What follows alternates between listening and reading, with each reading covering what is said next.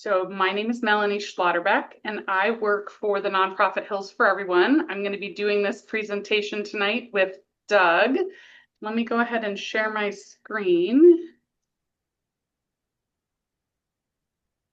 All right. You can see this? Yes. Okay, great.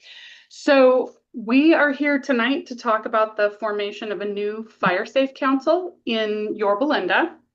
And we've got a couple things on the agenda, and I want you to know that the majority of this is going to be spent on questions if folks have them. So we'll try to get through everything pretty quickly, but we'll quickly do introductions. We'll talk about the background and the history of why we're here, the settlement agreement, which prompts this formation, some of the administrative tasks related to forming a nonprofit, and then Doug's going to end up doing part of the presentation on what some of the activities of the Fire Safe Council will be. And then we'll have time for our questions. So first and foremost, again, Melanie Schlotterbeck. I work with this nonprofit Hills for Everyone that created Chino Hills State Park. And then Doug has a company named Interface Management Services, and he's going to be our subject matter expert. So if you can, put in the chat your name and your neighborhood so that we have a record of that as we move forward with things. And if you don't have that capability, then we'll just grab your name from our roster at the end of the meeting. So let me start with just a little bit of context about the organizations that we have represented so far. Protect Our Homes and Hills. Some of you may know about that organization. It's not actually a nonprofit. It's a community group that's fiscally sponsored by Hills for Everyone. And Yorba residents were quite concerned about two developments, the Cielo Vista project and the Esperanza Hills project, and came together to fight it using every method we could think of under the sun. And the good news is we've got some concessions that came out of the Cielo Vista development, but we also had to, run our course on the legal side with Esperanza Hills. And while that one's fully entitled, who knows if it will actually ever be built. Hills for Everyone is the fiscal sponsor, as I mentioned, and we've been around, since the late 70s. And as part of our work forming Chino Hills State Park, the goal was to protect that investment. And so we were interested in what the residents in Yorba were doing because it abutted Chino Hills State Park. And I'll pause for a moment and just say, Claire Schlotterbeck is on the line. Yes, we're related. She's my mom. Do you want to say anything, Claire, or just wave? No, we're good. Keep Okay. going. Perfect. So in terms of context then, so Chino Hills State Park is the area outlined in green with the white border, and the Esperanza Hills project is tucked into one of the corners of the property. And that purple outline is several parcels that make up 469 acres. And the proposal before the County of Orange, because it's in county territory, was for 340 houses on it. And the L in pink is the Cielo Vista project. And that one is 87 acres and started out at 112 units. And through our settlement agreement, we got it down to 80 units. And now that the development is actually happening, it's down to 74. So there was a significant jump from 112 down to 74, and better than what it could have been.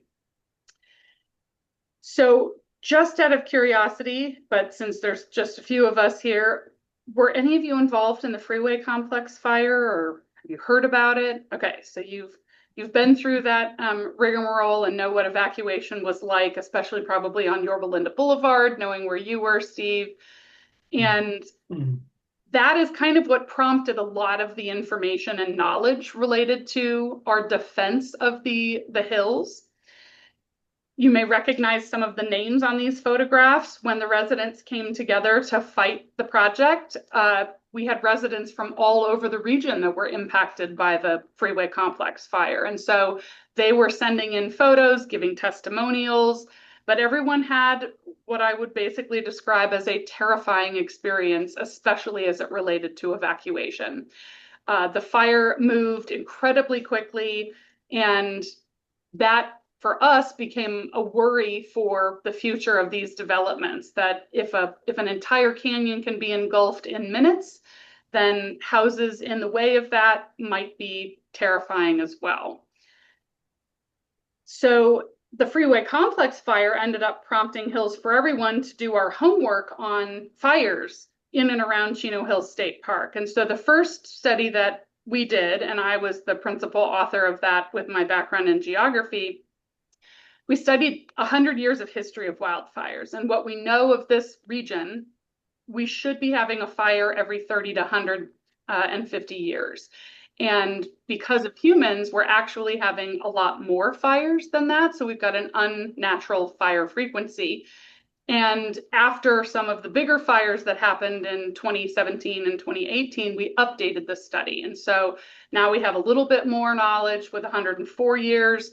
And we just got funding to update the study again. And so we'll get it current through another 7 years. So we've got a lot of understanding and knowledge about what's happening in terms of the fire history of this area.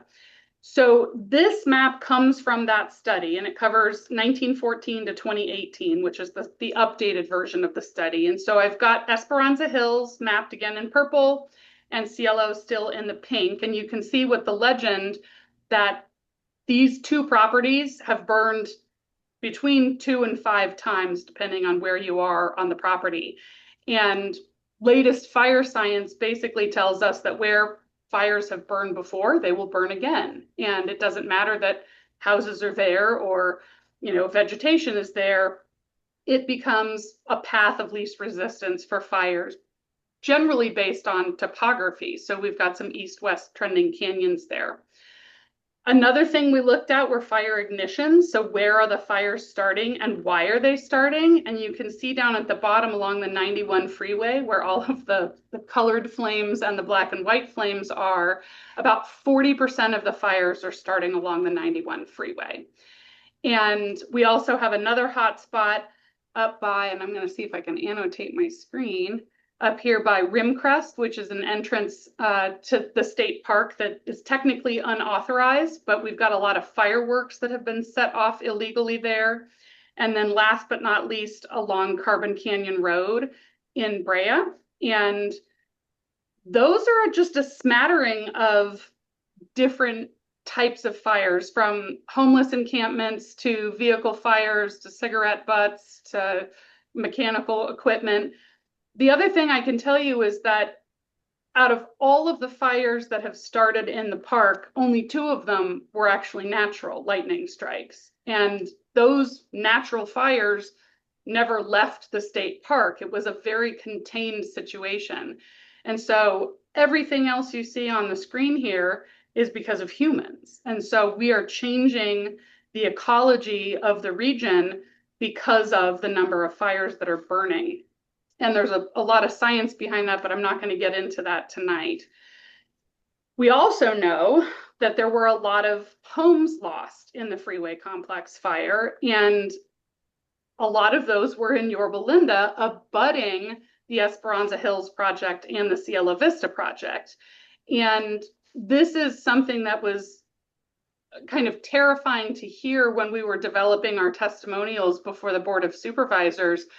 The descriptions from families that were either leaving the neighborhood on Via del Agua or Stonehaven, as well as San Antonio, they were in the complete gridlock and could not actually make it on to Yorba Linda Boulevard. And so the thought of adding 74 more homes from Cielo Vista and 320 more homes from Esperanza Hills was really challenging to sit with. There's one story in particular that I always get reminded of when I talk about the constraints of this neighborhood, is that there's a family leaving. The blockage at Yorba Linda Boulevard isn't actually open for anyone, and the family could feel the heat of the flames in their car, and they described it as the flames licking the back tires of their vehicle. And they thought they were going to burn to death. And another story that comes out of that one is a family member who was a teenager at the time, whose house ended up catching fire and burning down, really adjacent to the Cielo Vista entrance, actually had the wherewithal to get out of their vehicle, walk down to Yorba Boulevard, and stopped traffic to get some of the neighbors out of the neighborhood. And this is a teenager. And so we know that better planning needs to happen based on the experiences that we've had. So how many of you were around using the wave feature or visibly with your hand for the Canyon 1 or Canyon 2 fire? Okay, so that was just another fire that burned in this area that we know about. And those fires, while they may have been along the 91 freeway, have rippling impacts 10, 15, 20 miles out because every neighborhood that evacuates goes on other streets. So I saw impacts in Brea, even though I was nowhere near the fire. And what about the 2020 Blue Ridge fire that burned half the state park? Does that one sound familiar to folks? Yep. Okay, so we've got some consistent themes here. So let me hop over to the settlement agreement then. With Cielo Vista, a settlement agreement was reached that conserved the 40 northern acres. So the houses no longer dumped down the hill and towards Casino Ridge. They all stayed on the Stonehaven Via del Agua Loop side. We also, as I mentioned, reduced the number of units that were going to be required to be built. We required a native plant palette so that we wouldn't be spreading non-native plant seed potentially into the park, or having the types of materials at those homes that are highly flammable that could risk other neighborhoods. There was a really contentious battle to stop the Esperanza Hills project from having a dedicated road down San Antonio. And we stopped that with the conservation of the 40 acres. And we also added deed restrictions to several of the units so that they will only be built to a single story and therefore can't look over into the neighbors' houses and see what's going on. So they're set back far enough and they're low enough. And then we also got funding for a fire safe council. And this is the first time that we are aware of that any settlement agreement has incorporated the requirement of a fire safe council. So back when this was happening, it was very cutting edge. And what that funding does is it tied to the Cielo Vista development specifically.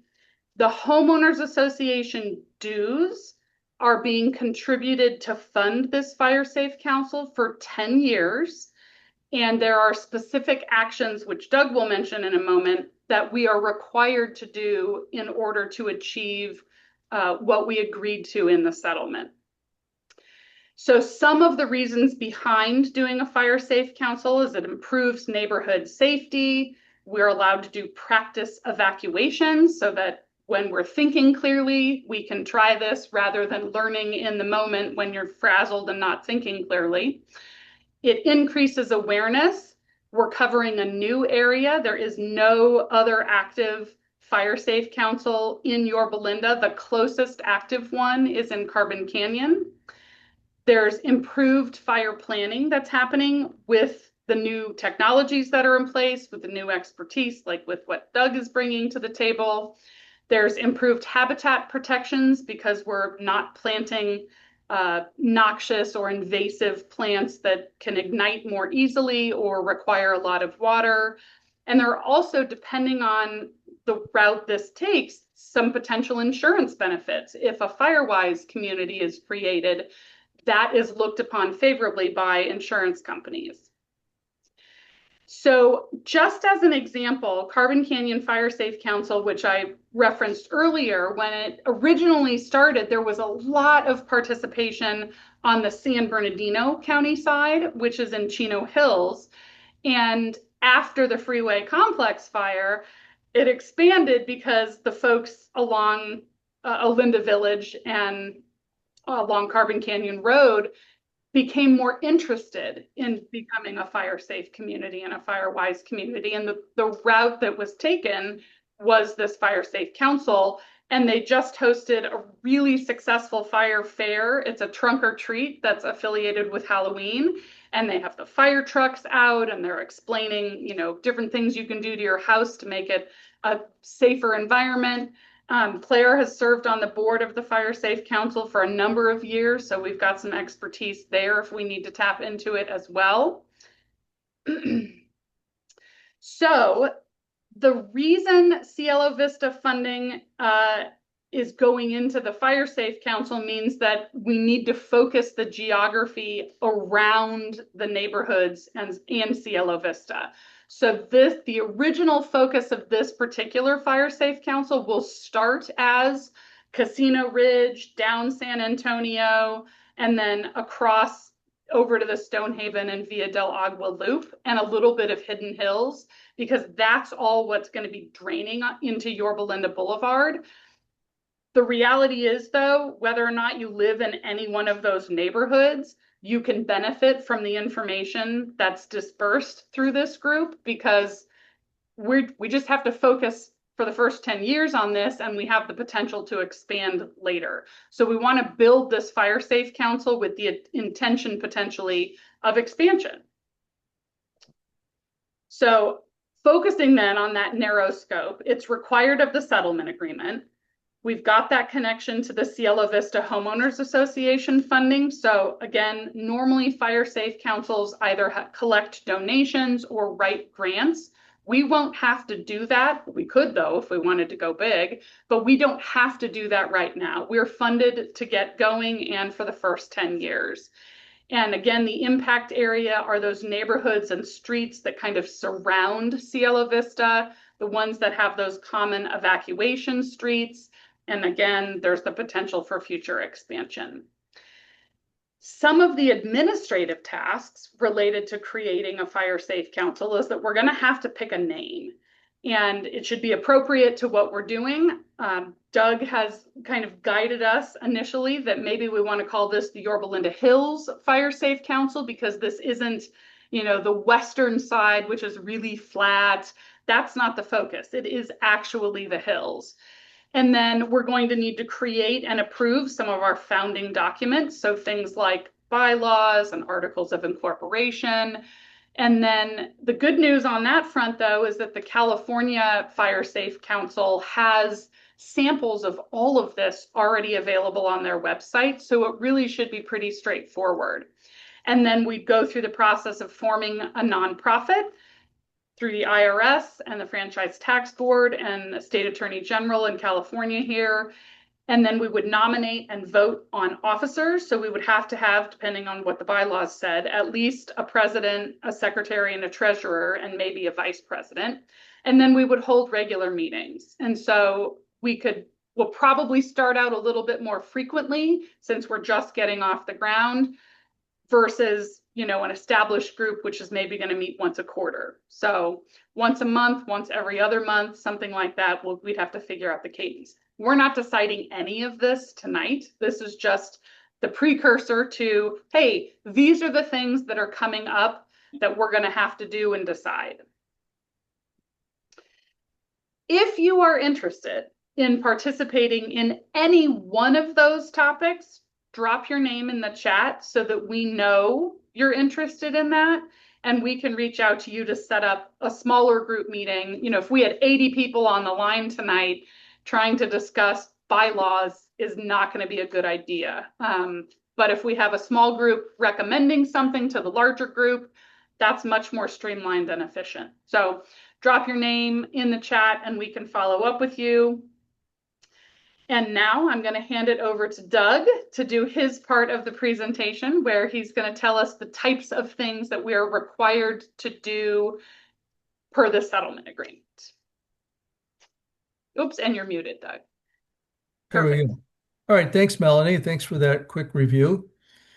I just wanted to start off by indicating that much of what Melanie just reviewed about the activities of the Fire Safe Council is part of the council itself. The administrative tasks, the board that will be overseeing it, the community that it serves, the residents that are participating, they themselves take control and ownership of this process. It's not, some uh, group of professionals or others that are doing it and they're just watching. They actually take this on themselves to get it done. And that's really the basis of a fire safe council is it's a community organization by and for the community. And the primary effort is for fire safety and fire protection of the community, whether it be evacuation or the various activities. But it's really a community effort. And uh, what I was tasked to do was to try and provide some documentation of some like a fire protection plan that could be used as a guideline for the community to follow and to provide some educational materials. So as we were reviewing the materials that either had come about as a part of the Cielo Vista development and also throughout the region that might be supporting. There was some very detailed information provided because of the development for fuel modification, for the different fire protection features that those homes will need to include, as well as the design of the development itself. They also included a fire behavior analysis and the risk for the surrounding area and very targeted to that specific project and the immediate vicinity around it. So there, we have some very good information there, which will help to, in essence, support a fire protection plan for the Fire Safe Council.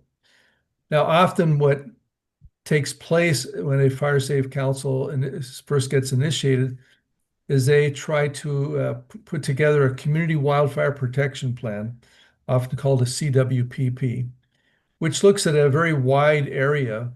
And often, what kind of prompts these types of plans is we have a history of fire, as Melanie just mentioned. Homes have burned, and there's a chance that that could happen again. And so the community decides, well, we want to be proactive and start taking some actions to keep this from being a repetitive process. And often where we have, either older communities or we'll also say mature communities where the houses have been there for quite some time, they're perhaps not in compliance with what is a current building code or building current fire code, nor is the vegetation management around the community organized. It may be just done on a lot by lot basis. Each homeowner is given directions by the fire department and they do what they're asked to do and just try to maintain their own property. The purpose of a community wildfire protection plan is to address all of this collectively and say, hey, we need to look at the larger picture and to work together as a community to keep this region fire safe, not just try to do this one house at a time with whatever advice an individual is getting. So that's the intent, is to put together a fire protection plan that includes the region as a whole, drawing on some information available from the Cielo Vista development, also from the Esperanza Hills development, and then also from a product that was prepared by Orange County.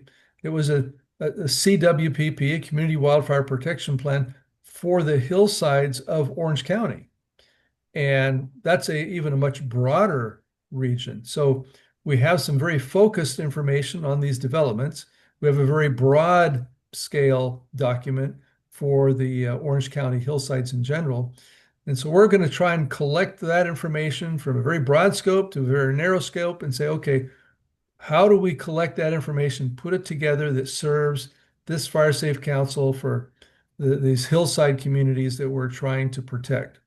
And so that's what my task is to collect this information, to boil it down into some usable documents that the Fire Safe Council can use as a guideline, and then also to provide as education for those community members that live there now and are participating in the Fire Safe Council, and those who will be here in the future, either through sales of homes or just with people moving into these new developments. Melanie, you can go to the next slide, please. So as we look at this review of the map that Melanie prepared earlier, that's the targeted area that we're looking at, those shaded communities. However, as she also pointed out, there's evacuation concerns that expand even beyond that, but perhaps not throughout the entire county. So that's kind of how we're trying to focus that. Next slide, please. So as we look at the Cielo Vista development and those documents and the Orange County documents as a foundation, as I mentioned, I will be coalescing those and making something that's pointed for this Fire Safe Council and using what information is readily available and then developing what we need to supplement that to have a homegrown document. Next, please. So my emphasis is going to be preparing this guideline, but that it would be an educational document. So now that everyone is informed about the challenges, about what the risk is, what has been done in the past, what needs to be done in the future, and then what needs to be done as far as maintenance, as far as, to maintaining roadways safe to use, to be maintaining homes that are safe. These could be, like I said, older, mature homes, or it could be the newer homes, could be a combination, so that we make sure that this is kept up and not just a one and done, but that it's an ongoing process and then perhaps revisited as things go on. So that's what I foresee as we prepare this. I'll be coming up with a draft that I'll be submitting.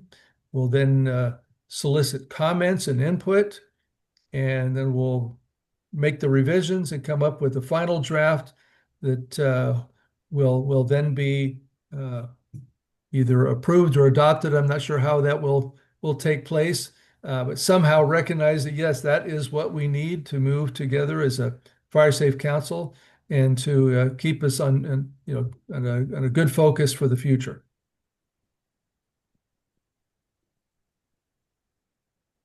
Yeah, as far as timing, like I said, well, the draft document is underway. I'm working on that right now. And once I get that completed, I'll be submitting that, and then we'll make those comments. And the target is to have some working documents that we hopefully will consider final in early of 2026. So last but not least, and right on time, I promised half of this presentation or half of this time slot would be dedicated to questions. So I'll stop sharing my screen and see if folks have questions for us.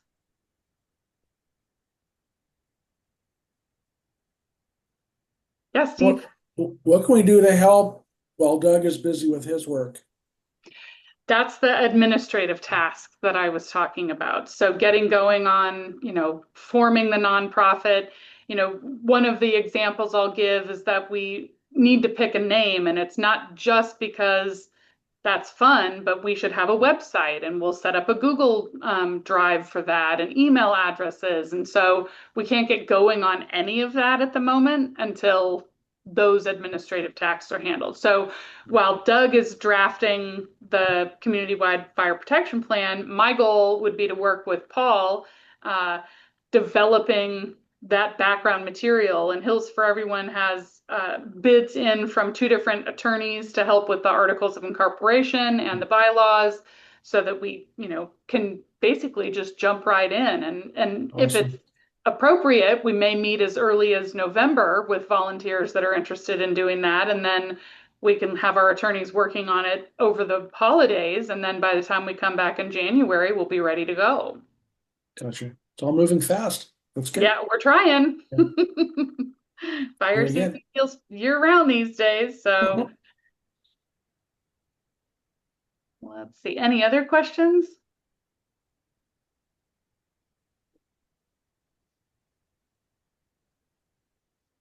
One thought as the approach to prevention or how we deal with an emergency situation would be, you had discussed and shared a story about people needing to get out of the cars and actually get on foot to evacuate the area.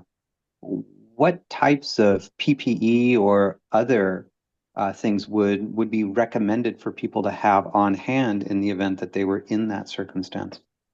That's a really good question. And I will say one of the things I was thinking about, and I would love your feedback on this, is that maybe instead of us just sitting around at a meeting trying to form a nonprofit, that we try to utilize our time really well and we invite subject matter experts. So, for example, I've got my contacts at the Orange County Fire Authority who would love to talk about, fire prevention in the hills. And so we've got somebody from the water district that we could work with, the city on their evacuation plan. So that could just be one of the other experts. And I think, Claire has contacts through the Carbon Canyon Fire Safe Council that we could also rely on to get those experts here to teach us things about the Yorba Linda side.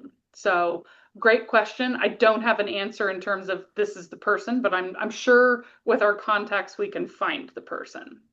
Yeah, But just generating awareness about that. I'm certain that as other people begin to join these discussions, that those topics are going to be at the forefront as well, right? It's nice to understand what to do to prevent it, but when you're in it, what should we be prepared with to deal with that circumstance?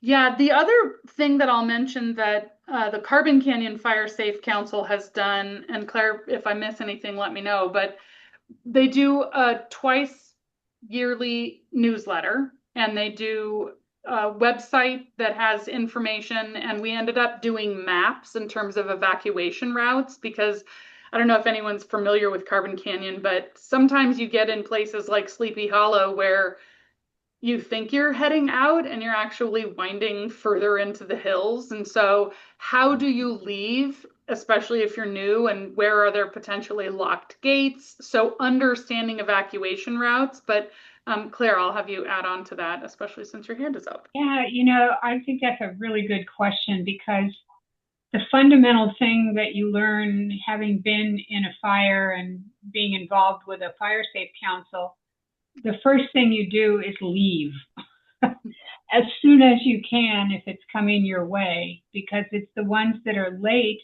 or where the roads are not at the capacity they need to be where people get in trouble. I know we all watched the Pacific Palisades situation where cars just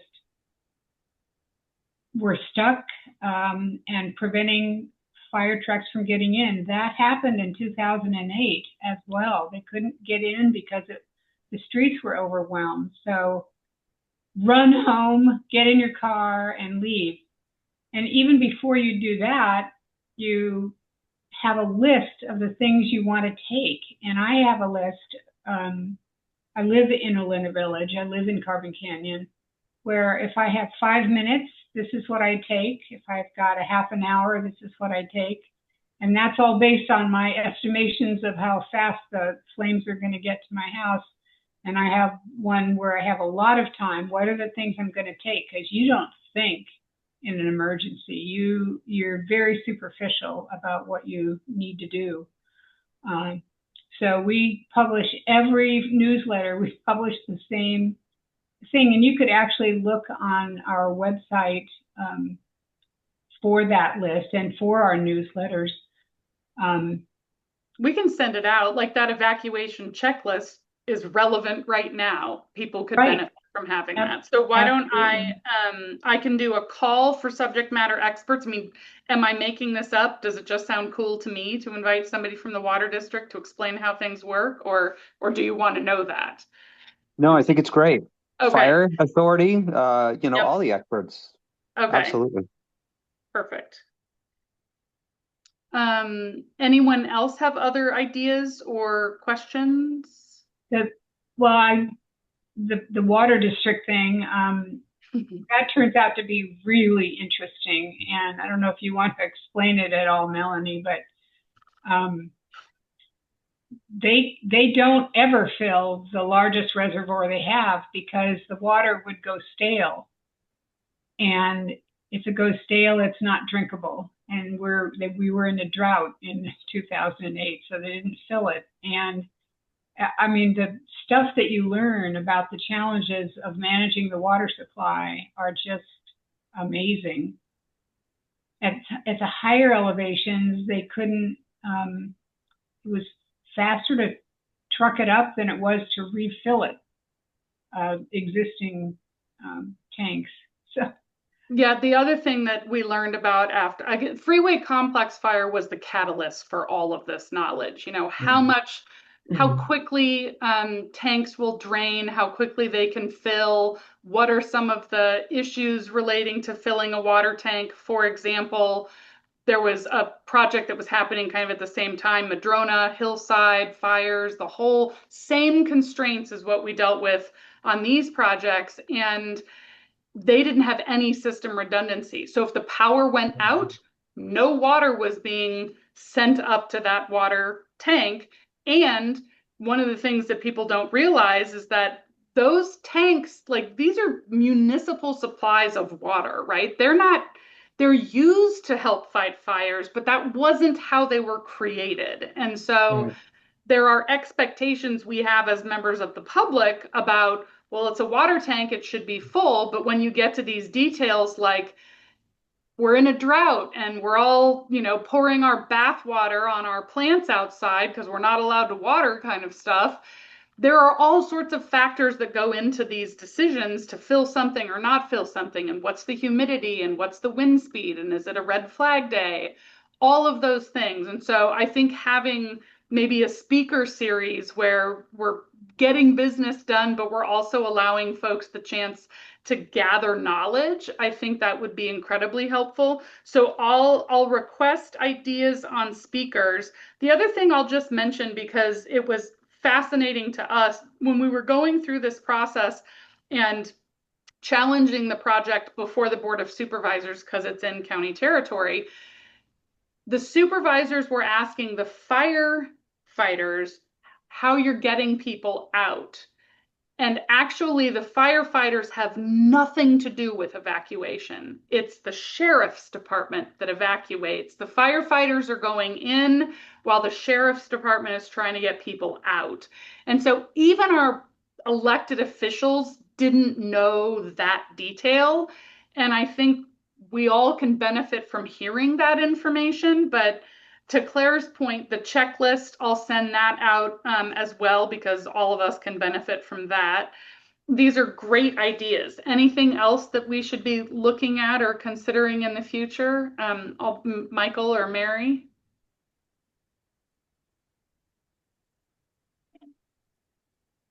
And if you're talking, you're muted.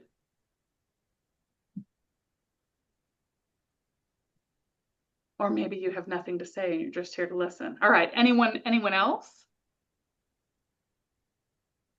No?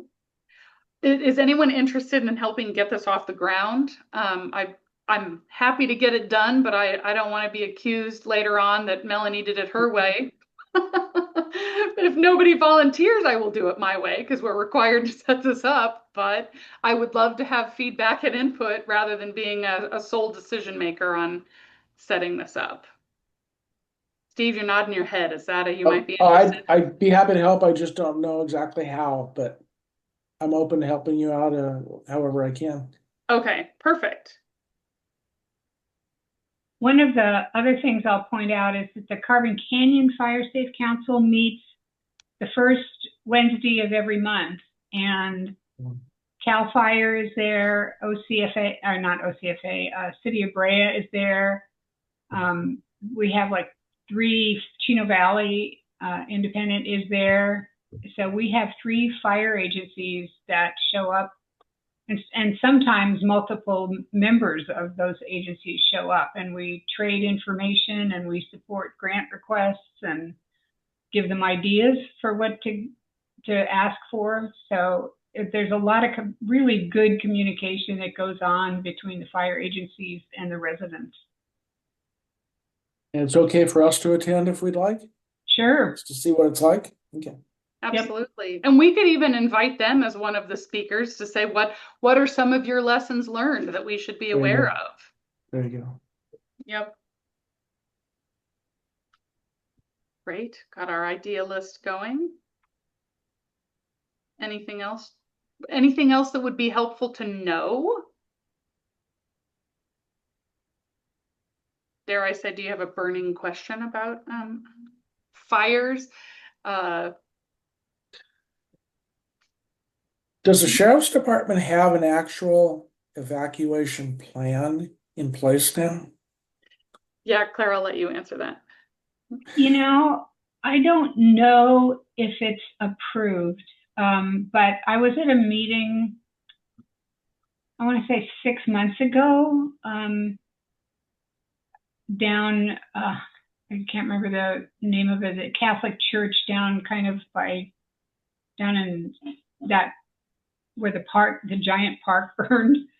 And the sheriff's department was talking about it, but I don't know if it was officially approved. But one of the things we've learned is that that we're going to use in Carbon Canyon, the city of Chino Hills is developing one now. 15 years later, they're getting to it. But you can't just accommodate the people exiting. You got to keep people out of the city so that there's room to put the people that are exiting. And that is such a challenge on roads that are under capacity. Well, So, and even, I was just going to add, with the 2008 fire, one of the reasons the fire trucks had so much trouble fighting fires is that the hoses went all the way across the street and people were parked on them and they couldn't get any flow. And so do we need to invest in some type of cover or something? Oh, thanks, Mary. Yeah, St. Francis of Assisi. Are there things we need to do as a community that make it easier to save homes, kind of thing? Carbon Canyon Fire Safe Council also has a brush clearance day where they send out to all the neighborhoods a flyer. You do all your trimmings and they provide a dumpster for you to fill up, on that one Saturday, kind of thing. Yeah. So there are a lot of different ways to do this. But if it resonates with us, then I think we try it. So especially for those of us that experienced the '08 fire and just how quickly that moved and how devastating it was. I mean, I remember going around taking photos of all of the lots that burned in the fire, and 10 years later, there were houses that were still not rebuilt. And that was just mind-blowing to me. So, yep. All right, well, should we end early? Why don't I get an email squared away and we'll send it out to everyone and maybe we'll pick a date in the future. How are Thursdays for people? Do those, it avoided city council meetings. Does that Thursday night happen to be okay for most? Yes. Yep. Okay. All right, great. Then we'll look to get something squared away internally with those administrative tasks. And then maybe we start setting up a monthly meeting in January with those subject matter experts while Doug is over there crafting plans for us to review and finalize. So great. Well, thank you everyone for joining. We certainly appreciate your time and your interest, and hopefully this proves beneficial for a lot of different residents. And I will mention, as Cielo Vista kind of grows and houses are actually occupied, hopefully we'll have some members from that homeowners association join this board as well. So Good. I'm a part of that community, by the way. okay, great. Yay. So you bought one of the first homes then? I think the first home, actually. Wow, look at you. All right. So we'll that wasn't by choice. That just worked out that way. well, somebody had to be first. Michael, can you tell us what neighborhood you're in, just for kind of understanding of geography, or type it into the chat if that's easier? And Mary, we know where you are. Maybe not. All right. Well, we'll send an email out and see if we can get other details. Go ahead, Claire. Will, how did you find out about the Fire Safe Council? Was information handed out by Cielo Vista? You know, I'm not totally sure. I saw the email come out a month ago or something like that, and I added it to my calendar to participate. Hmm. Great. Yeah, I did provide Lennar with 2 flyers and sample content for an email, hoping that they would get something out, but I have no control whether they did or they didn't. So we Yeah, and rely on. many of us in the community, like we're interested in the safety and well-being as it relates to fire and other safety concerns. So I assumed that they would participate. Maybe they didn't get the communication, so I'll be certain to forward the next meeting information out to them so that they can be connected to this effort as well. Great. All right. Well, thank you so much. Of course. Any last minute questions on anything before we call it a night? Nope. All right. Thank you very much. Everyone for your time. Appreciate it. We'll be in Thank touch. you. Thank you Thanks, all. everyone. Thanks, Take care. everybody. Thanks, everybody. Bye. Bye-bye.